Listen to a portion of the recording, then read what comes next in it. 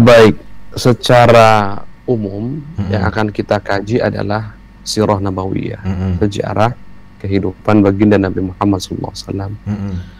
Cuma eh, kita tidak hanya mengkaji sirah sebagai sebuah sejarah, tapi Mm-mm. kita ingin mengkaji sirah dengan cara memahaminya dengan benar. Jadi fiqh sirah itu bukan hanya mengkaji sejarahnya, tapi memahami dengan benar. Sehingga di kitab yang akan sama-sama kita kaji Mm-mm. ini, kita bukan hanya akan disuguhkan bagaimana sejarah itu terjadi, Mm-mm. tapi kita akan dibimbing untuk bagaimana caranya memahami sejarah tersebut dengan benar. Mm-mm. Ada hikmah apa saja sih, pelajaran apa saja yang bisa kita ambil daripada sejarah tersebut. Nah, betul ada sebagiannya berkaitan dengan hukum fikih, tapi tentu nanti hikmah-hikmah yang bisa kita petik dari setiap kisah sejarah itu akan banyak sekali, tidak hanya berkaitan dengan fikih artinya urusan dengan halal haram saja, tapi dengan akidah, dengan akhlak, dan perkara-perkara yang lainnya. Baik, bismillahirrahmanirrahim. Alhamdulillahirabbil alamin. Alhamdulillahilladzi bi ni'matihi tatimmus shalihat. Wassalatullahu salamuhu ala sayyidis sadat sayyidina Rasulillah Muhammad ibn Abdullah wa ala alihi wa sahbihi wa wala wa la hawla wa la quwata illa billah. Ma ba'd. Ya Allah muliakan, kami cintai gurunda kita semua, Buya Yahya beserta keluarga. Kita doakan semoga Allah senantiasa menjaga beliau, memberikan segala kebaikan kepada beliau, menganugerahkan keistiqomahan dalam dakwahnya, kemudahan dalam urusan-urusannya, panjang umur dalam ketaatan sehat walafiat. Yang Allah muliakan, kami cintai para pendengar radioku dimanapun Anda berada. Semoga kita semua senantiasa berada dalam lindungan Allah Subhanahu wa taala, dalam bimbingan Allah Subhanahu wa taala, dan dalam keridhaan Allah Subhanahu wa taala. Insya Allah di kesempatan kali ini kita semua akan belajar bersama atau belajar kepada Syekh Muhammad Said Ramadan Al-Bauti dengan kitab Fiqh Sirah Nabawiyahnya. Dan seperti yang sudah disinggung tadi, bahwa fiqh sirah itu bukan hanya belajar tentang sejarah, tapi bagaimana cara memahami sejarah tersebut dengan benar, dan hikmah apa saja sih yang bisa kita ambil daripada sejarah-sejarah tersebut, daripada kisah-kisah yang itulah bagian daripada sejarah tersebut. Dan ini akan sangat menarik ya, seakan-akan kita disuguhkan live secara langsung bagaimana kehidupan baginda Nabi Muhammad SAW, dan juga kita dibimbing untuk mengambil, untuk memetik apa yang bisa kita ambil ilmunya, kemudian hikmahnya, dan seterusnya dari setiap kisah. Jadi kami harapkan para pendengar dimanapun Anda berada untuk betul-betul serius mengikuti kajian fikih sirah ini. Semoga kita semuanya mendapatkan dari kajian ini dan mendapatkan kemudahan dalam mencintai, mengenal terlebih dahulu, kemudian mencintai dan mengikuti bagian Nabi dengan sempurna. Baik, untuk di pertemuan pertama insya Allah kita akan membahas tentang pentingnya mempelajari sejarah kehidupan baginda Nabi Muhammad SAW dalam memahami agama Islam ini. Artinya agama Islam ini dalam memahaminya kita semua membutuhkan sejarah. Bahasa lainnya begini, sejarah punya peran penting untuk membantu kita semuanya memahami Islam yang sesungguhnya. Sejarah memiliki peranan yang sangat vital untuk menggambarkan kepada kita semuanya tentang baginda Nabi Muhammad SAW secara khusus, dan tentang syariatnya tentunya yang dibawa oleh baginda Nabi Muhammad SAW secara umum, juga tentang hal-hal lain yang berkaitan dengan baginda Nabi. Nanti kita akan akan pelajari itu satu persatu insya Allah. Cuman yang jelas sekali lagi kami tegaskan bahwa tidak mungkin kita bisa sempurna memahami agama Islam ini tanpa kita tahu sejarah baginda Nabi Muhammad Sallallahu Alaihi Wasallam. Baik, sebelum kita masuk pada materi kita di kesempatan kali ini, kami ingin terlebih dahulu menggambarkan isi daripada kitab fiqh sirah yang akan kita pelajari ini. Kita memohon kepada Allah semoga kita dimudahkan untuk bisa menyelesaikannya sampai akhir nanti insyaallah. Ada 6 bagian di kitab ini. Jadi sang musannif Syekh Muhammad Said Ramadan Al-Buti, beliau membagi kitab ini menjadi 6 bagian. Bagian pertama adalah muqaddimat. Nah, muqaddimat ini yang kita akan pelajari. Isinya apa saja nanti kita akan bahas bersama-sama. Kemudian yang kedua adalah sejarah bagian Nabi dari mulai kelahiran sampai usia beliau 40 tahun. Sampai diutusnya beliau sebagai seorang Nabi dan Rasul.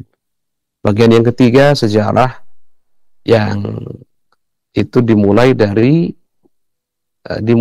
diutusnya beliau sampai hijrah. Ya, jadi saat usia beliau 40 tahun sampai nanti usia beliau 53 tahun. Ya. Itu bagian yang ketiga. Kemudian bagian yang keempat, pembahasan kita nanti akan tentang dasar-dasar masyarakat Islami. Seperti apa sih? Atau peradaban Islam, membangun peradaban Islam. Ya, dasar-dasarnya nanti akan kita bahas itu. Lalu yang kelima akan ada pembahasan tentang peperangan yang sifatnya adalah pertahanan. Ini namanya marhal al-harb ad-difa'iyah. Jadi peperangan tapi hanya membela diri saja. Itu marhalah yang itu bagian yang kelima di kitab ini. Kemudian yang keenam nanti kita akan bahas tentang fatah dan futuhat, tentang kemenangan-kemenangan dalam peperangan, penundukan-penundukan negara-negara atau negeri-negeri yang dilakukan oleh Islam, baik itu oleh bagian Nabi Muhammad SAW dan juga nanti akan disinggung juga yang ditundukkan atau ditaklukkan oleh khalifah-khalifah setelah bagian Nabi Muhammad SAW. Kemudian juga nanti walaupun tidak termasuk secara spesifik dalam bagian-bagian tadi, kita akan mempelajari di akhir-akhir nanti tentang sejarah-sejarah singkat tentang khalifah yang 4, Sayyidina Abu Bakar, Sayyidina Umar, Sayyidina Uthman, dan Sayyidina Ali. Ini isi daripada kitab ini secara global sekali ya. Baik, kita akan sebutkan tadi yang pertama adalah muqaddimat. Maka yuk mari kita masuk kepada pembahasan tentang muqaddimat. Muqaddimat itu apa sih? Muqaddimat itu pendahuluan sebetulnya. Kalau kita terjemahkan artinya adalah pendahuluan. Tapi isi dari muqaddimah ini atau muqaddimat ini adalah pembahasan-pembahasan penting yang berkaitan dengan sejarah. Apa saja isinya? Nanti kita akan mulai membahas yang pertama tentang betapa pentingnya sejarah baginda Nabi Muhammad SAW dalam membantu kita semua untuk memahami Islam yang sesungguhnya. Kemudian nanti akan muqaddimah yang kedua tentang bagaimana sih perkembangan mempelajari sejarah itu dan bagaimana seharusnya kita memahami sejarah yang benar itu. Seharusnya bagaimana? Ini berkaitan dengan metodologi ya. Nanti kami kan tadi di awal sudah sampaikan kita tidak hanya membaca atau mempelajari sejarah, tapi juga akan dibimbing bagaimana memahami sejarah dengan benar. Mengambil hikmah-hikmah yang tersembunyi di balik sejarah tersebut. Nah, untuk memahami dengan benar, mengambil hikmah-hikmah tadi, kita butuh metodologi. Nanti kita akan bahas itu di muqaddimah yang kedua nanti. Kemudian yang ketiga, muqaddimah ini yang akan kita bahas adalah tentang rahasia terpilihnya Jazirah Arab sebagai tempat tumbuh kembangnya Islam. Bahasa lainnya, kenapa enggak Indonesia saja yang terpilih sebagai tempat tumbuh kembangnya syariat Islam, tempat dilahirkannya bagian Nabi dan seterusnya. Yaitu nanti ada hikmah-hikmah di belakangnya. Baik, kemudian nanti berikutnya kita akan membahas tentang tema penting sekali. Muhammadun khatamun nabiyyin. Sayyidina Muhammad itu adalah penutup para nabi. Kita akan bahas pembahasan penting ini. Dan hubungan kaitan dakwahnya bagian Nabi dengan dakwah-dakwah Nabi-Nabi sebelumnya. Seperti apa sih? Itulah kita akan bahas. Kemudian yang terakhir, kita akan membahas tentang masa jahiliyah dan ajaran-ajaran Nabiullah Ibrahim yang masih tersisa di masa jahiliyah tersebut. Ini mukaddimat atau pendahuluan atau pembahasan-pembahasan penting yang tidak langsung berkaitan dengan atau tidak termasuk konten sejarah, tapi berkaitan dengan sejarah secara langsung, berkaitan secara langsung, tidak termasuk dari sejarah tersebut, tapi ini penting sekali. Ini dimasukkan oleh Syekh Musannif, Syekh Al-Buti dalam mukaddimat. Dan memang ini penting sekali. Nanti memberikan kita pengetahuan, wawasan, termasuk metodologi. Bagaimana cara memahami sejarah. Ini jadi melengkapi. Sebelum kita masuk itu kita sudah diberi pedoman-pedomannya gitu. Ketika kita masuk mempelajari sejarah bagian Nabi, kita sudah pegang kuncinya. Oh ini, oh begini dan seterusnya itu ya. Insya Allah. Baik, kita masuk yang pertama tentang pentingnya atau sejauh mana sih pentingnya mempelajari sejarah bagian Nabi Muhammad SAW dalam peranannya membantu kita semua memahami Islam. Bahasa lainnya, untuk memahami Islam dengan sempurna, kita butuh sejarah. Berarti konsekuensinya, siapapun yang tidak mempelajari sejarah bagian Nabi, maka pemahamannya tentang Islam tidak utuh dan sempurna. Ini resikonya ya, konsekuensinya. Maka mari kita mulai apa yang akan disampaikan oleh musannif. Kita akan baca. Entah nanti kita sepakati metodenya, apakah kita terjemahkan kata per kata atau kalimat per kalimat nanti, atau kita hanya ambil kesimpulannya setelah dibaca. Kalau dibaca kita akan baca, karena membaca yang ditulis oleh orang-orang soleh, itu tentu ada nilainya tersendiri. Kita juga berharap keberkahan, sambung hati dengan para ahli-ahli sejarah yang mereka adalah orang-orang yang rabbaniyun ya, yang memang tulus karena Allah Subhanahu wa taala. Dan di antaranya kami yakini Syekh Al-Buti ini adalah orang yang memiliki ketakwaan dan memiliki kedekatan dengan Allah Subhanahu wa taala. Baik, kita mulai. Qala al-musannif al-imam Syekh Al-Buti rahimahullahu taala wa nafa'ana bihi bi 'ulumi fi ad-darin amil an qala laysa al-gharad min dirasati as-sirah an-nabawiyyah wa fiqhiha mujarrad al-wuquf 'ala al-waqa'i' at-tarikhiyah ولا سرد ما طرف أو جمل من القصص والأحداث ولذا فلا ينبغي أن نعتبر دراسة الفقه السيرة النبوية من جملة الدراسات التاريخية. دراسة التاريخية شأنها كشأن الاطلاع على سيرة خليفة من الخلفاء أو عدد من الأخور التاريخية الغابرة. Baik, beliau mengatakan bahwa tujuan mempelajari sejarah kehidupan bagian Nabi, tujuan memahami sejarah kehidupan bagian Nabi, jadi mempelajari dan memahaminya, itu bukan sekedar kita mengetahui kejadian-kejadian bersejarah, bukan itu saja. Saya sekali lagi, ini juga pertanyaan, untuk apa kita belajar sejarah bagian Nabi? Apakah hanya sekedar yang penting tahu sebagai sebuah wawasan bahwa itu adalah kejadian-kejadian bersejarah? Tidak sama sekali. Juga mempelajari sejarah bagian Nabi itu tujuannya bukan mencari indah yang bagus dari cerita-cerita atau kejadian-kejadian yang terjadi, bukan itu. Jadi sekali lagi, bukan sekedar menambah wawasan, mengetahui kejadian-kejadian bersejarah, bukan juga untuk mencari-cari yang indah-indah dari kisah-kisah yang dialami oleh bagian Nabi, kemudian selesai sampai di situ, tidak. Jadi kita tidak sedang dalam konteks mencari yang bagus-bagus, yang indah-indah dalam sejarah, kemudian bisa kita ceritakan kepada siapapun, kepada anak kita, kepada cucu kita nanti kemudian. Bukan itu, bukan sama sekali. Jadi bahasanya kita tidak sedang mencari cerita yang bagus, cerita yang menarik, bukan itu, tidak sama sekali ya. Nah, lantas apa dong kalau begitu tujuan kita mempelajari sejarah bagian Nabi Muhammad SAW?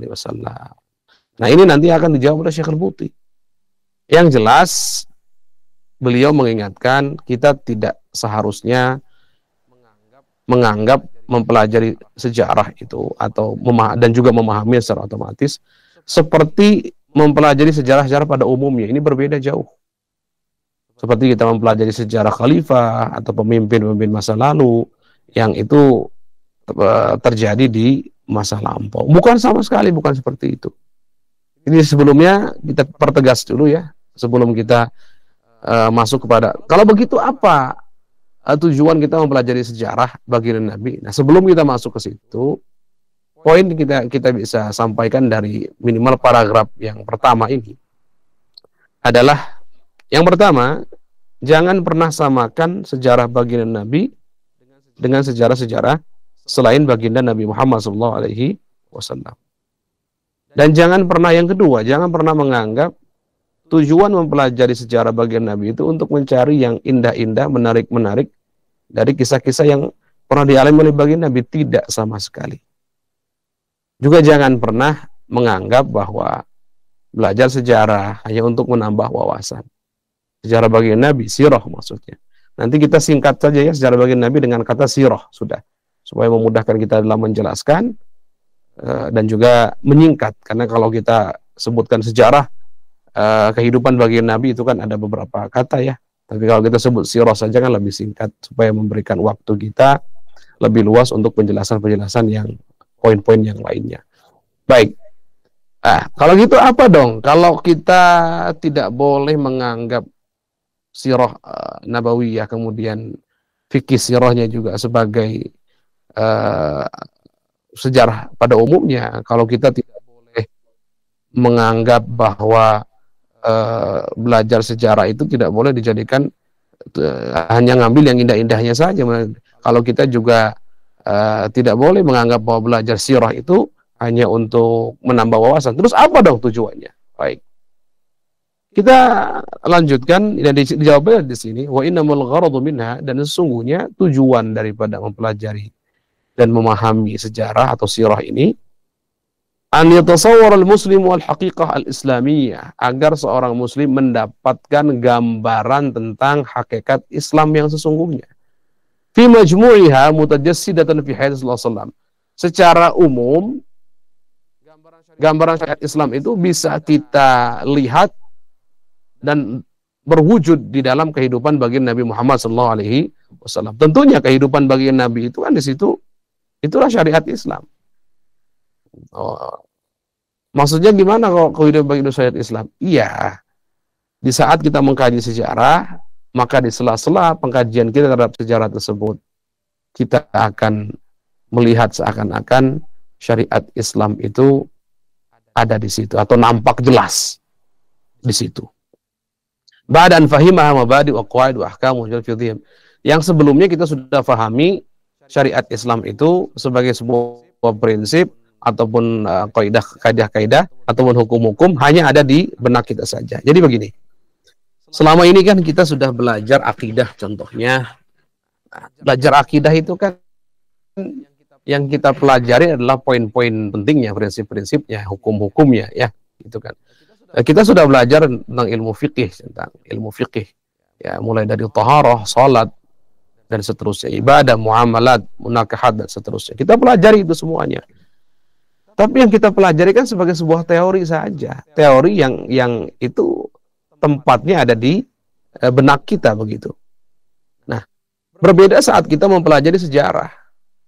Jadi teori yang tadi sebelumnya kita sudah pelajari itu seakan-akan itu berwujud, nampak dalam kehidupan baginda Nabi Muhammad SAW. Jadi ini yang indah, ya, yang indah tentang kita tahu bahwa namanya sholat 5 waktu itu adalah wajib fardu ain. Dalam sejarah disebutkan baginda Nabi tidak pernah meninggalkan sholat 5 waktu, mengancam pelaku yang meninggalkannya dan menjanjikan yang melaksanakannya dengan pahala yang sangat besar. Nanti bagaimana sholatnya baginda Nabi yang 5 waktu itu? Sholatnya selalu berjamaah di masjid bersama para sahabatnya. Ini diceritakan seakan-akan sholat yang dulu kita fahami, yang kita pelajari dalam fikih itu hidup betul dalam sejarah baginda Nabi Muhammad SAW. Ai inna dirasat as-sirah an-nabawiyyah laysat siwa 'amalin tatbiqi yurad min tansil al-haqiqah al-islamiyyah kamilah fi mathalil a'la Muhammadin sallallahu alaihi wasallam. Bahasa lainnya untuk mempertegas statement yang tadi, sesungguhnya mempelajari sirah nabawiyah itu tidak lain dan tidak bukan seperti praktek yang dimaksudkan atau ditujukan untuk mewujudkan hakikat Islam secara sempurna. Mewujudkan hakikat Islam secara sempurna. Jadi bukan sekedar teori yang tidak terbayangkan bagaimana kejadian yang sesungguhnya, bagaimana kronologinya. Nah, setelah kita mempelajari sirah nanti, teori yang pernah kita pelajari, yang itu hanya ada di benak saja, seakan tergambar dengan nyata dan jelas. Tergambar di mana? Di dalam diri seorang bagian Nabi Muhammad SAW dan dalam kehidupannya. Nah, jadi tentu kalau bahasa kitanya yang belajar sirah itu lebih mantap dalam memahami, karena dia punya bayangan gambaran ya bagaimana syariat Islam itu ada. Jadi seakan-akan betul-betul hidup begitu, terbayang, tergambar. Masya Allah, indah luar biasa. Ya, baik. Wa idza aradna an nujazziya hadzal gharad wa nusannif ajza'ahu fa inna min al-mumkin hasraha fil ahdab at-tafsiliyah at-taliyah. Kalau seandainya kita mau mempartisi atau membagi secara detail tujuan-tujuan mempelajari sejarah, maka mungkin kita kelompokkan dalam beberapa tujuan-tujuan secara rinci berikut ini. Jadi kita akan, ini yang tadi secara global mempelajari sejarah adalah agar kita sebagai seorang muslim betul-betul mendapatkan gambaran yang nyata, gambaran yang hidup, gambaran yang jelas tentang Islam. Akidahnya, fikihnya, tasawufnya, jadi tergambar betul dengan jelas. Dan tergambar kenapa? Ya tergambar dalam diri seorang baginda Nabi Muhammad SAW. Itu secara global tujuannya. Kalau rincinya bagaimana? Baik, kita mulai masuk kepada rinciannya. Yang pertama, tujuan mempelajari sejarah atau sirah baginda Nabi Muhammad SAW adalah pahamu syakhsiyat Rasul, memahami kepribadian baginda Nabi Muhammad SAW. Siapa sebetulnya baginda Nabi itu? Kepribadiannya bagaimana? Status yang sesungguhnya sih seperti apa sih baginda Nabi itu?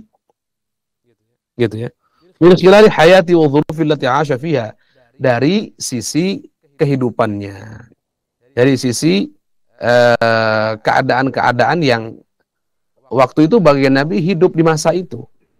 Kan setiap masa itu ada dzuruf, ada mulabasatnya, kata para ulama. Kan setiap masa itu keadaannya berbeda, ya, lingkungannya berbeda, dan begitu seterusnya. Nanti kita akan pahami itu. Lita'aqqudi min anna, untuk mempertegas min anna Muhammadan alaihi salatu wassalamu lam yakun mujarrad abqaril samad bi abqaritu baina qaumi.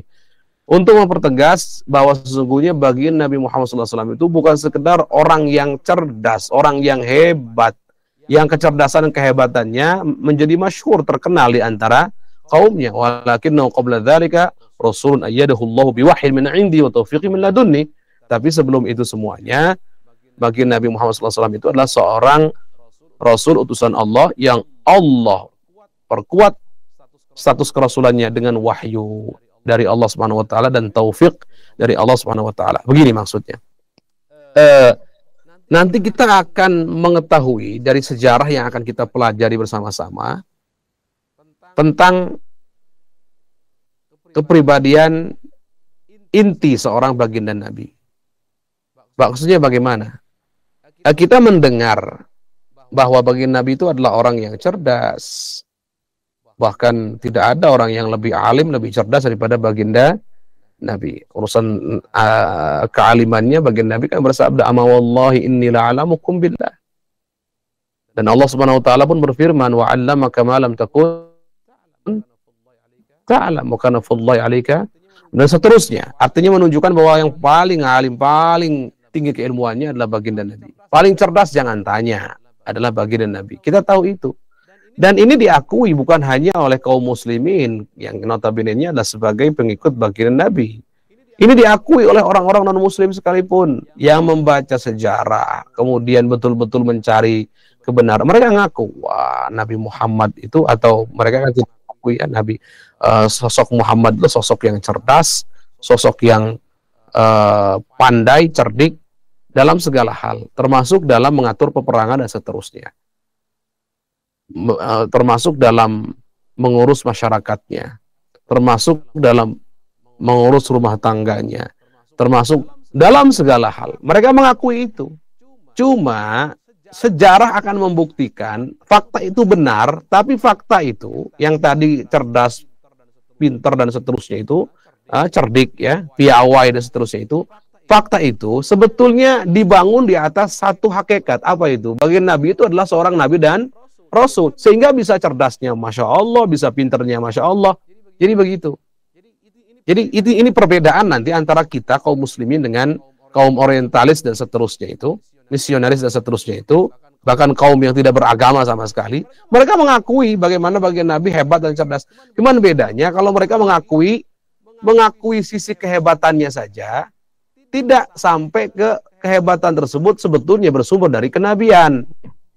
Kalau kita kaum muslimin, dengan sejarah yang akan kita sama-sama pelajari, akan sangat yakin seyakin-yakinnya bahwa apapun kelebihan yang dimiliki oleh bagian Nabi, itu sumbernya adalah status beliau sebagai seorang utusan Allah. Jadi kepribadian bagian Nabi yang utama adalah status beliau sebagai seorang Nabi.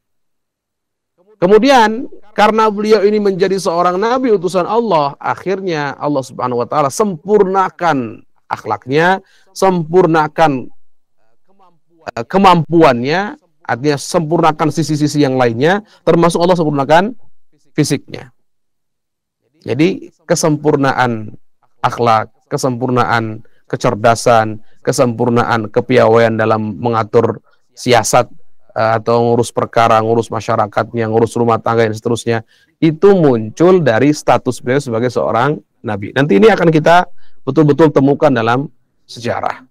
Ya, jadi pesannya adalah gini, belajar sejarah, kita akan tahu kepribadian utama bagian Nabi Muhammad SAW, bahwa beliau itu kesempurnaan yang beliau miliki sebagai seorang al-insan al-kamil itu muncul dari status beliau sebagai seorang Nabi. Jadi gitu. Nah, ini yang mahal sekali ya, karena subhanallah, kalau hanya untuk mengakui seorang bagian Nabi hebat itu kaum orientalis pun juga mengakui. Orang-orang non-muslim juga mengakui. Siapa yang bisa mengingkari bagian Nabi adalah orang yang jujur. Siapa yang bisa mengingkari bagian Nabi adalah orang yang amanat. Siapa yang tidak mengakui bahwa bagian Nabi adalah orang yang cerdas, hebat, piawai, pintar dalam mengatur perkara-perkaranya. Semua mengakui, muslim harus mengakui. Cuman kita sebagai muslim mengakui hal yang paling fundamental, paling dasar, yaitu status beliau sebagai seorang Nabi. Dan itu akan kita buktikan ada dalam sejarah. Artinya di saat kita mengaji sirah, maka yang akan muncul adalah keyakinan kita bahwa beliau sebagai seorang Nabi dan Rasul, sehingga beliau memiliki kesempurnaan sebagai seorang manusia dari sisi akhlak dan dari sisi fisiknya, dan juga sisi-sisi yang lainnya. Itu yang pertama. Kemudian yang kedua, tujuan kita mempelajari sejarah atau bahasa lainnya, buah yang akan kita petik saat kita mempelajari sejarah. Kan gini ya, kalau kita ditanya, untuk apa kamu belajar sejarah? Berarti kan sama, kamu apa buah yang ingin kamu petik, itu kan bahasa lainnya. Yang pertama tadi sudah ya, memahami kepribadian Rasulullah, kepribadian utamanya sebagai seorang Nabi dan Rasul. Ini buah yang akan kita petik nih kalau kita belajar sirah nabawiyah. Buah yang kedua atau tujuan yang ingin kita tuju, buah yang ingin kita petik, an yajril insanu baina yadayhi suratan lil mathil a'la fi kulli shay'in wa shay'in hayatil fadilah kay yaj'ala minha dusturan yatamassaku bihi aw yatamassaku bihi wa yasiru alayhi wa la raiba an al insana mahma bahatha an mathin a'la fi nahiyat min nawahil hayah fa innahu wajidun kulla dhalika في حياة رسول الله صلى الله عليه وسلم عظيم ما يكون من وضوح الكمال ولذا جعله الله قدوة للإنسانية كلها إذ قال لقد كان لكم في رسول الله أسوة حسنة. Umat manusia akan mendapatkan contoh yang ideal.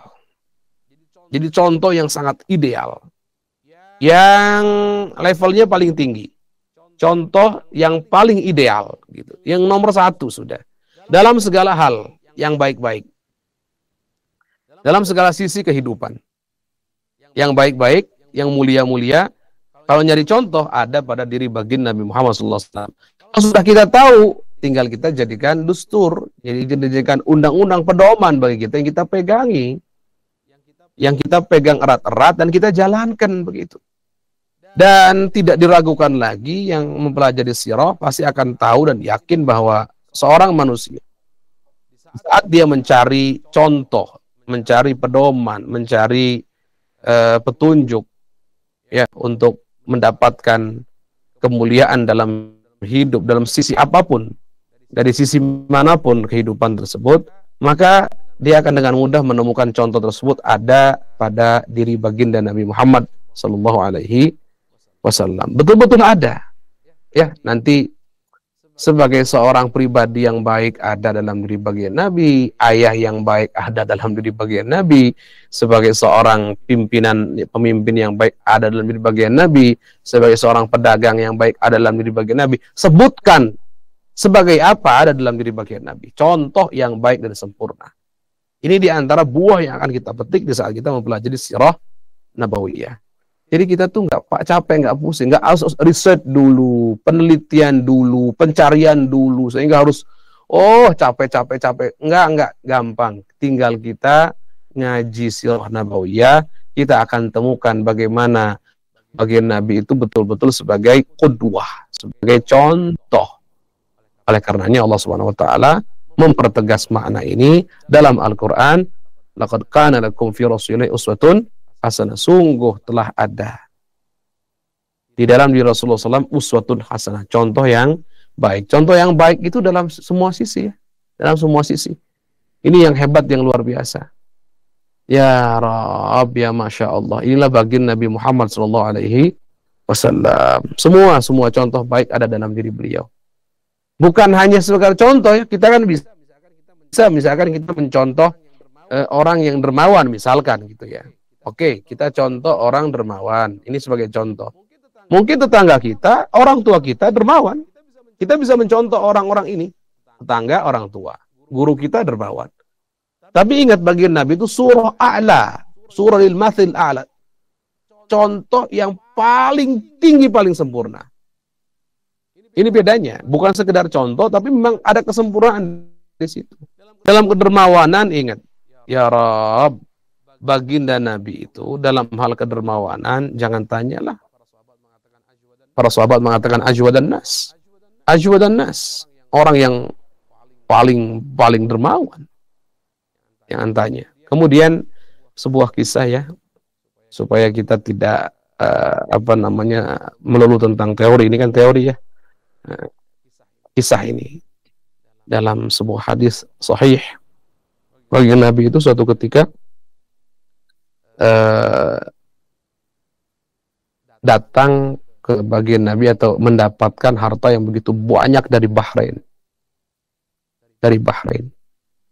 Waktu itu sudah mendekati sholat, kemudian bagian Nabi sholat, mengatakan bagian Nabi uthuru fil masjid, amparkan saja di masjid. Bagian Nabi sholat, kemudian selesai sholat baru mendatangi harta yang tadi. Kemudian bagian Nabi, ini riwayat Sayyidina Anas bin Malik, tidaklah melihat sahabat siapapun itu kecuali dibagi, dikasih. Kasih. Sampai ada kisah unik, pamandanya yang bernama Sayyidina Abbas datang pada bagian Nabi mengatakan, ya Rasulullah a'tini, ya Rasulullah berikan, aku minta, tolong berikan harta itu. Kata Rasulullah, setelah faini yani afdi aqilan nafsi wa aqilan wa ada yang jelas Rasulullah singkatnya mengatakan silahkan ambil. Kemudian Sayyidina Abbas mengambil, diletakkan di bajunya, kemudian diambil sampai nggak kuat ngangkat. Kata Sayyidina Abbas, ya Rasulullah, tolong perintahkan salah satu sahabatmu untuk membawa, tinggal dibawa kan begitu. Dibawa di mana? Di sini, di pundaknya. Kita kan kalau berat mengangkat beban itu kan butuh ada yang mengangkat, membantu ya sampai ke pundak kita kan begitu. Kata Rasulullah, la, tidak. Kalau begitu ya Rasulullah, bantuin dong. Sayyidina Abbas. Ini kan paman ke keponakannya kan begitu ya, walaupun umat ke nabinya, tapi sisi lain kan paman ke keponakannya. Kalau gitu, ya Rasulullah, bantu dong. Gitu. Kata Rasulullah, tidak. Maksud daripada Rasulullah apa? Ya tentunya, silahkan ambil, tapi secukupnya. Jangan memaksakan kalau sudah nggak ke bawah, berat-berat, ya sudah. Gitu. Akhirnya oleh Sayyidina Abbas, harta itu ditaruh lagi sebagian, sampai bisa mengangkat sendiri. Diikuti oleh Rasulullah begitu, oleh mata mulia beliau. Nah, Abbas ini. Kemudian terus dibagi sampai apa kata Sayyidina Anas bin Malik, tidak tersisa 1 dirham pun. Itu harta miliaran kalau dirupiahkan sekarang. Sampai ada mengatakan mi'ata alf dinar. 100.000 dinar. 1 dinar itu sekitar 4, sekian gram emas. Sekali aja. Berarti kan 1 dinar 8 jutaan ya. 8 juta misalkan. Kali aja 100.000 kayak apa itu hartanya. Bagi Nabi, ibaratnya dilirik, saya tidak mau sholat aja. Taruh sana di masjid. Kemudian setiap yang mau dikasih semuanya, tanpa terkecuali. Sampai tidak tersisa untuk beliau. Begitu kedudukan harta di hadapan baginda Nabi Muhammad SAW. Dan begitu dermawannya baginda Nabi Muhammad SAW. Puncaknya sudah. Sampai suatu ketika ada seseorang yang meminta pada baginda Nabi, diberi, minta lagi, diberi lagi, sampai orang tersebut pulang ke sukunya, ke masyarakatnya, mengatakan, aku datang dari orang yang yu'ti ata'a amalan man la yakhsha faqr, yang kalau memberi itu memberi seperti orang yang tidak pernah takut kefakiran. Allah ada bagi Nabi. Iya, masalah dermawan, masya Allah.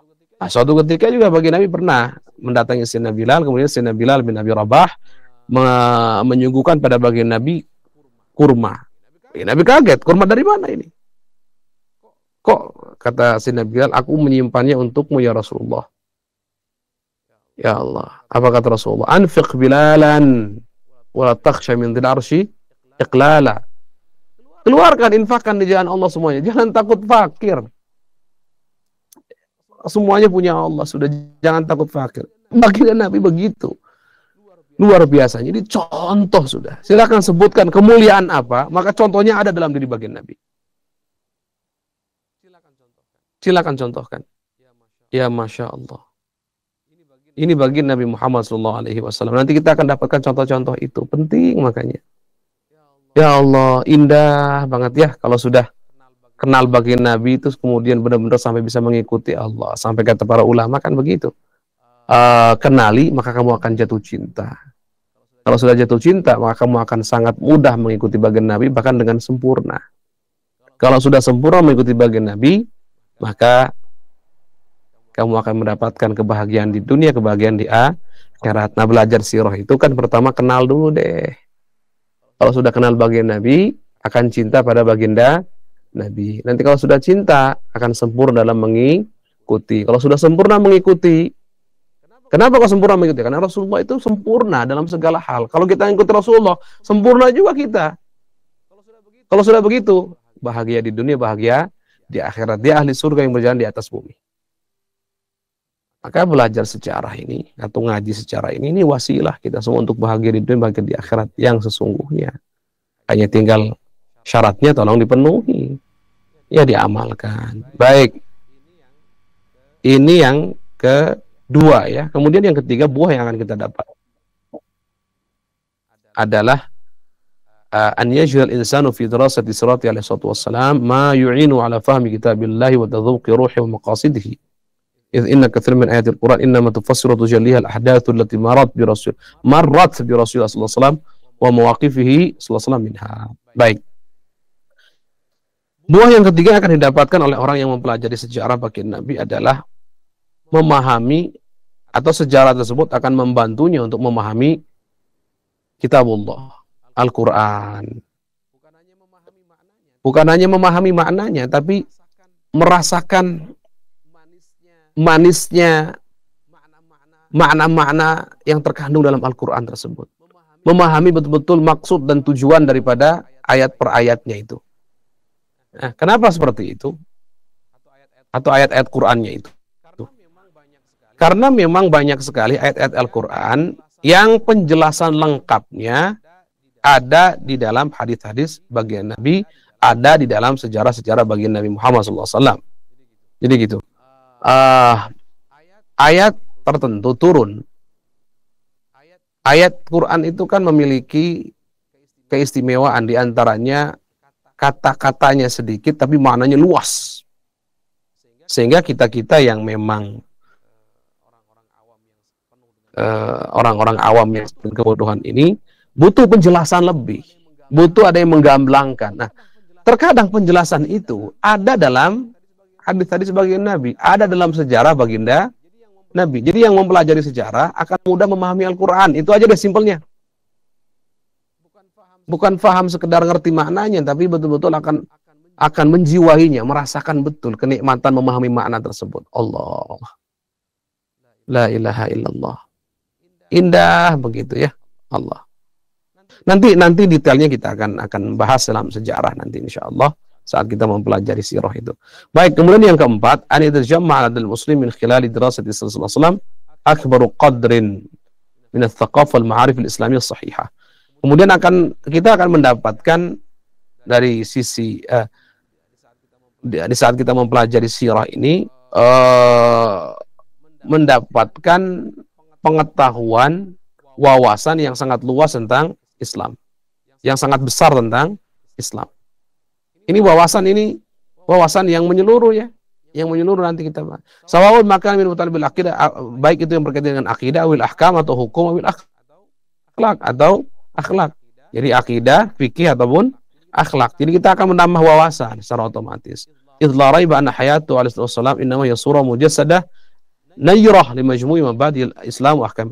Karena tidak diragukan lagi bahwa kehidupan bagi Nabi sallallahu alaihi wasallam itu adalah gambaran yang nyata gitu ya. Yang terbentuk atau yang membentuk yang terang sekali, gambaran untuk kumpulan prinsip-prinsip Islam dan hukum-hukumnya.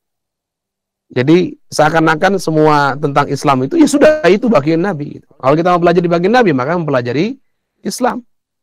Gitu. Saat kita mempelajari sirah berarti mempelajari Islam itu sendiri, dan kita akan mendapatkan wawasan yang banyak ya. Kemudian berikutnya yang kelima, an yakun ladal muallim wad da'i al-islami namudhajun hayyun an tara'iq at-tarbiyah wat ta'lim.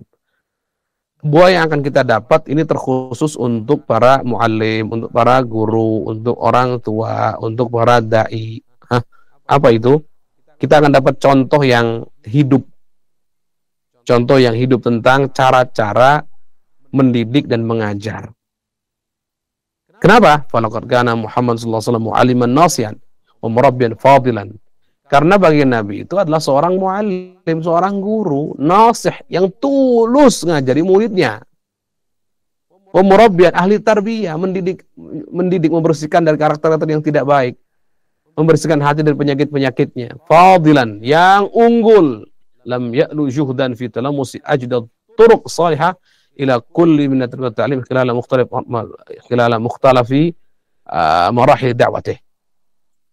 Dan bagi Nabi sudah mengerahkan segala kemampuannya untuk bisa betul-betul mendapatkan cara terbaik yang cocok dalam hal tarbiyah dan ta'lim, dalam hal pendidikan anak, pendidikan umat. Itu bisa kita lihat dari sela-sela kehidupan dakwahnya atau fase-fase dakwahnya bagi Nabi Muhammad SAW yang berbeda-beda. Ada banyak fase, nanti kita pelajari ya. Tidak semuanya harus dijelaskan saat ini. Yang jelas, fahayatu alaihi wasallam tuqaddimu ilayna namudhaja samiyatan lisyabil mustaqim. Nih lihat. Kehidupan bagi Nabi SAW itu mempersembahkan untuk kita semuanya contoh yang sangat luhur, artinya contoh yang bagus untuk seorang anak muda yang lurus fisuluki, dalam akhlaknya, dalam kehidupannya, dalam perangainya.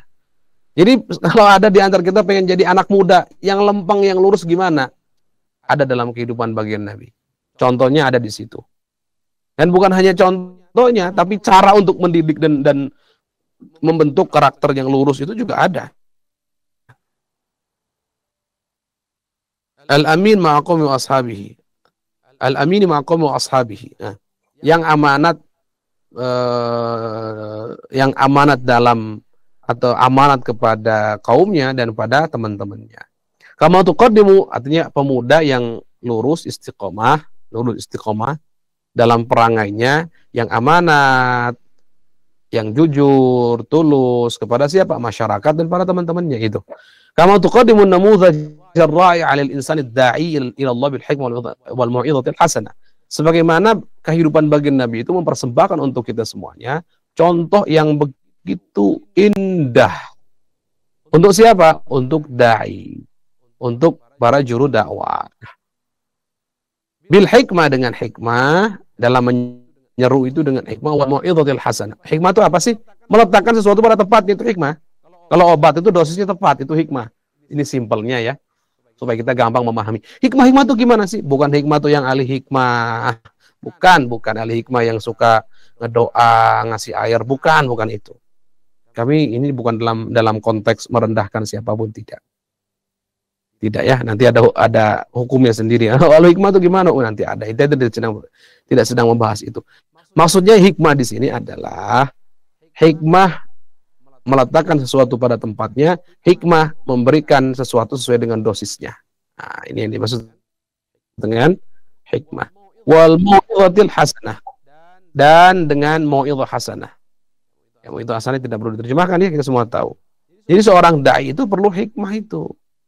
Kalau dai tanpa hikmah repot nanti. Yang ada orang akan lari dari agama, bukan malah mendekat kepada agama. Ya, termasuk hikmah bijak juga adalah menggunakan wasilah atau tools tertentu untuk dakwah yang akan membuat dakwah semakin mudah difahami dengan mudah. Ya. Al-badhil liddail badhili muntaha at-taqah fi iblaghi risalatih.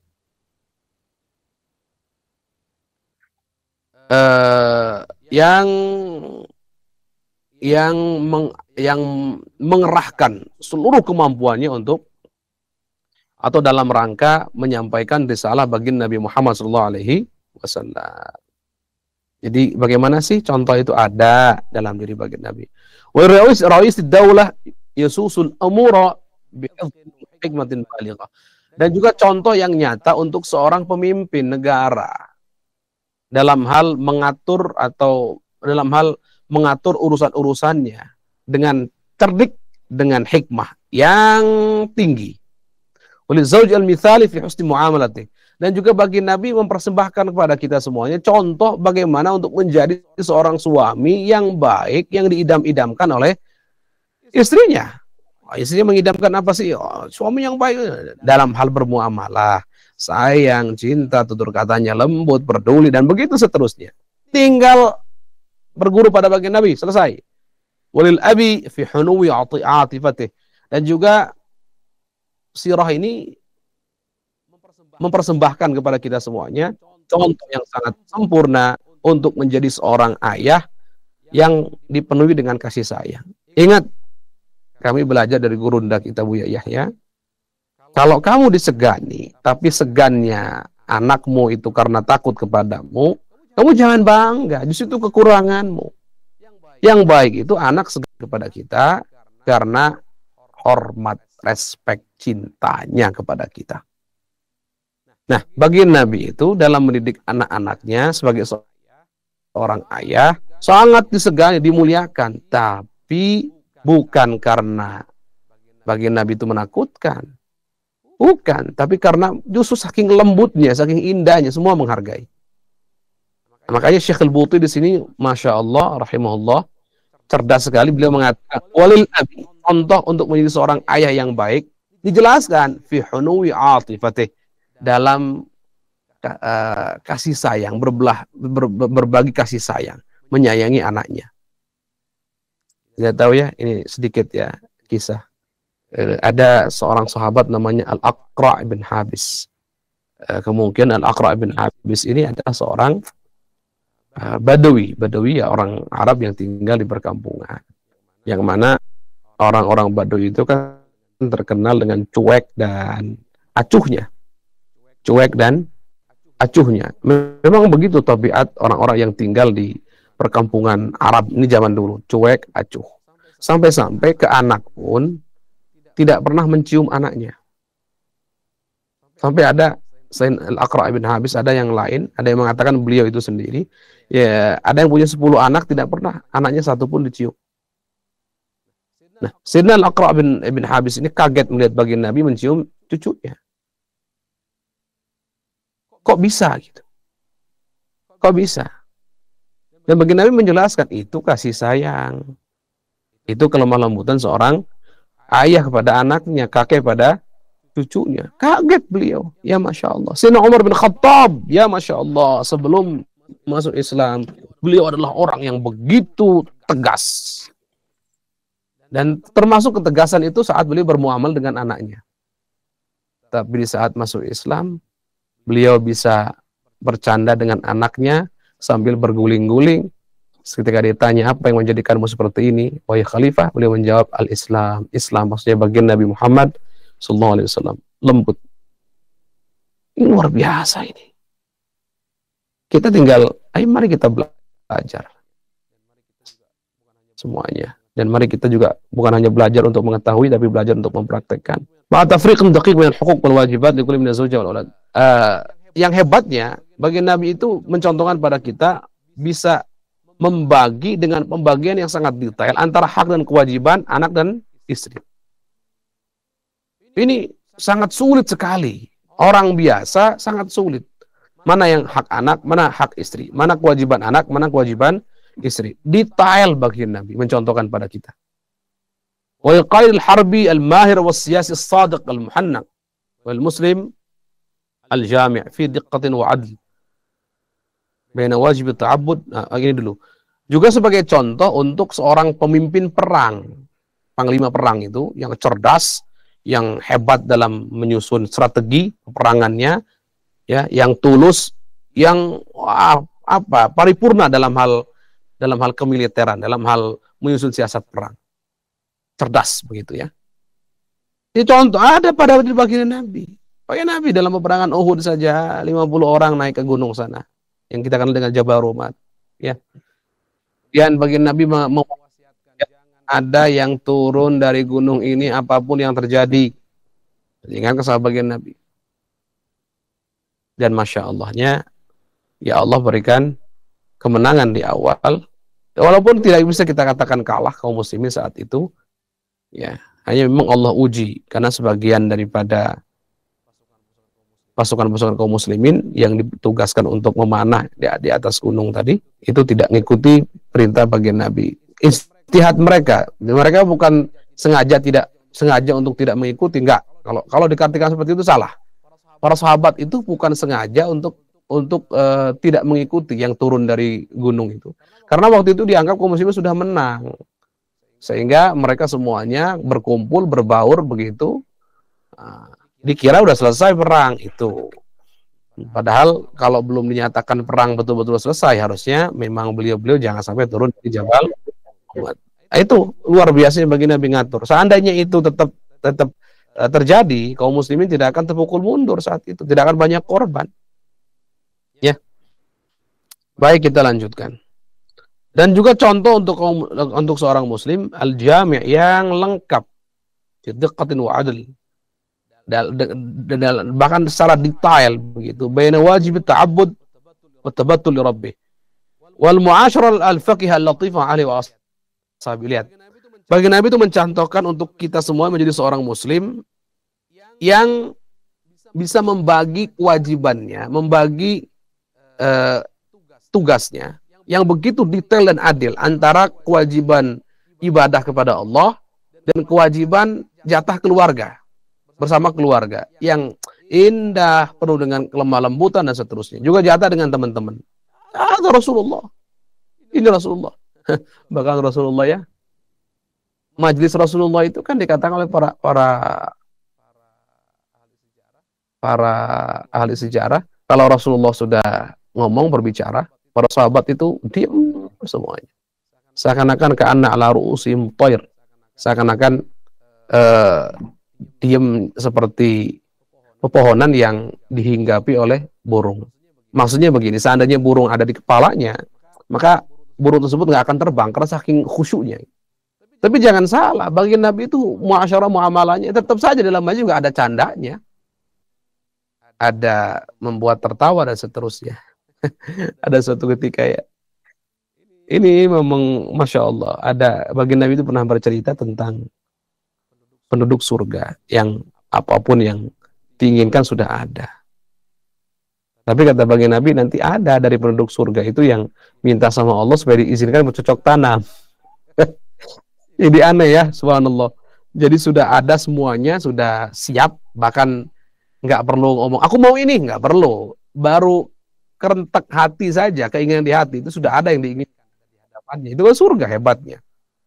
Jadi nggak perlu menanam lah, pokoknya padi udah siap. Jangan padi lah, beras sudah siap. Mungkin kita nggak perlu melihat padi di sana. Tapi ada di antara mereka ini ahli surga yang pengen diizinkan untuk bercocok tanam. Ketika ditanya kenapa, karena hobiku seperti itu katanya.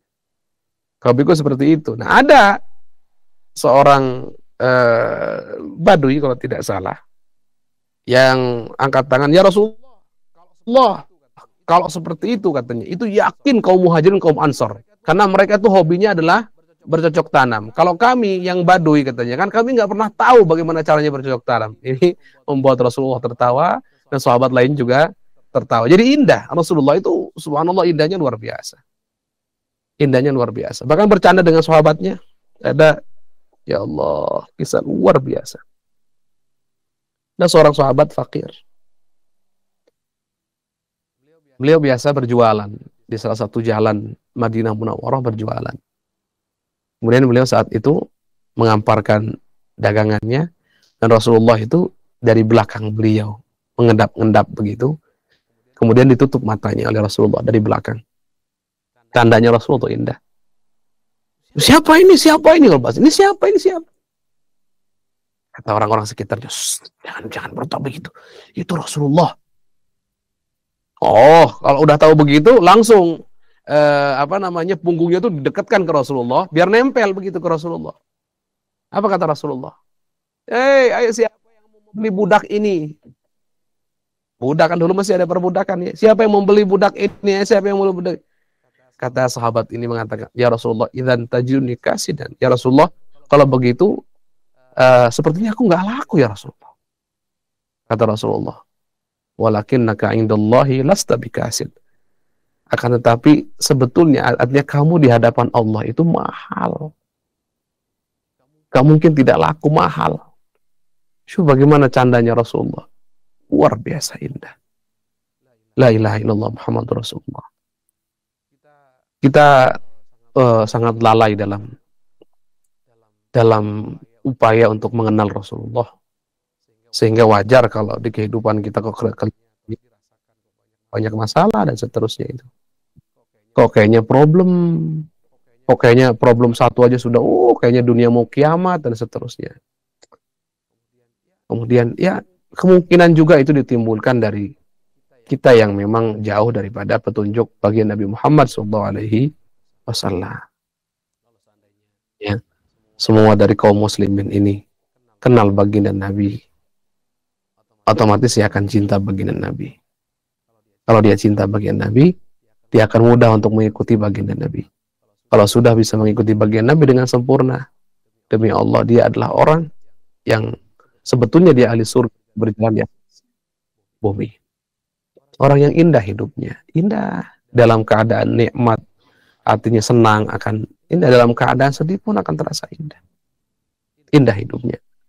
Nah, ini yang kita harapkan adanya kajian kita ini untuk mari kita semuanya meniatkan masing-masing untuk semakin kenal dengan baginda Nabi Muhammad SAW. Dalam bulan ini kami memulai 2 kajian, semuanya tentang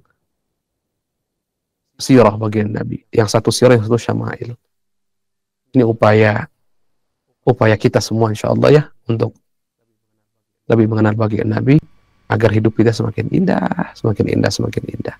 Baik, la jarama idzan anna dirasat sirah an-nabawiyyah laysat illa ibrasan li hadhil jawanib al-insaniyah kulliha mujassadatan fi arfa'in namud wa atam surah. Tidak diragukan lagi bahwa mempelajari sejarah kehidupan baginda Nabi Muhammad SAW tidak lain dan tidak bukan adalah untuk memunculkan atau menampakkan sisi-sisi kemanusiaan semuanya yang nampak jelas terbentuk dalam contoh yang paling tinggi dan gambaran yang paling sempurna maksudnya adalah baginda Nabi Muhammad SAW. Sisi kemanusiaan apapun itu contohnya ada dalam diri baginda Nabi. Anda ngomong masalah sosial, baginda Nabi nomor satu. Anda ngomong masalah kepedulian, sudah baginda Nabi nomor satu. Anda mau bicara apa? Semua sisi kebaikan tentang kemanusiaan baginda Nabi contoh terbaik. Sallallahu alaihi wasallam. Ya, begitu Kang. Masya Allah. Baik, segera jazilan Ustadz atas pemahaman ilmu yang Ustadz sampaikan untuk kita semua. Ini masih mukadimah tapi sudah luar biasa. Kita mendapatkan pelajaran yang sangat-sangat luar biasa dan belum pernah kita pelajari ini sebelumnya Ustadz. Masya Allah, mudah-mudahan ini menjadi kan kita semakin mengenal baginda Nabi. Kalau sudah mengenal juga mengikuti secara sempurna baginda Nabi Muhammad SAW hingga kelak nanti kita bisa berkumpul di surganya Allah bersama baginda Nabi Muhammad SAW. Amin ya Rabbal Alamin. Baik Ustadz, nampaknya kita sudah berada di penghujung acara kita di kesempatan hari ini. Dan sebelum diakhiri, silakan untuk memberikan kesimpulan dari apa yang Ustadz bahas di hari ini dan langsung ditutup dengan doa keberkahan. Tafadhol Ustadz. Baik, mengenal baginda Nabi adalah kewajiban bagi setiap muslim. Dan dibalik mengenal baginda Nabi, ada banyak sekali buah yang bisa kita petik. Di antaranya yang sudah disebutkan tadi. Dan di antara buah itu pada akhirnya apa sih? Ketika kita mengenal, kita akan dengan mudah untuk mencintai. Ketika kita mencintai baginda Nabi, kita akan dengan mudah untuk mengikuti. Ketika kita ikuti dengan sempurna, kita akan dengan mudah untuk bisa merasakan kebahagiaan yang sesungguhnya. Kehidupan yang indah untuk pribadi kita. Kita menjadi orang baik sehingga indah hidupnya. Kemudian kita juga menjadi orang baik untuk anak istri kita sehingga indah keluarganya. Kita juga menjadi orang yang baik untuk teman-teman kita sehingga indah pertemanan persahabatan kita. Kita juga akan menjadi orang yang baik untuk masyarakat kita sehingga masyarakat kita pun menjadi indah. Semua jadi indah. Inilah yang kami ulang-ulang tadi. Orang yang bisa mengikuti baginda Nabi dengan sempurna, dialah ahli surga yang berjalan di atas bumi. Karena baginda Nabi contoh paling sempurna dalam segala sisi kebaikan. Maka tentunya bisa ngikutinya adalah orang yang juga mendekati kesempurnaan itu. Di balik kesempurnaan ada keindahan, ada kebahagiaan yang akan didapat.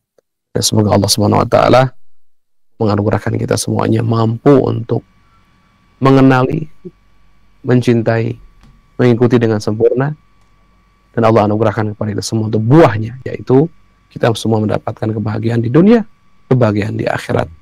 Dan Allah anugerahkan kepada kita semuanya keindahan dalam segala hal, dalam segala keadaan, indah di keluarga kita, indah di masyarakat kita, indah bersama teman-teman kita. Semuanya indah, cintai karena Allah. Ya, saling mencintai karena Allah.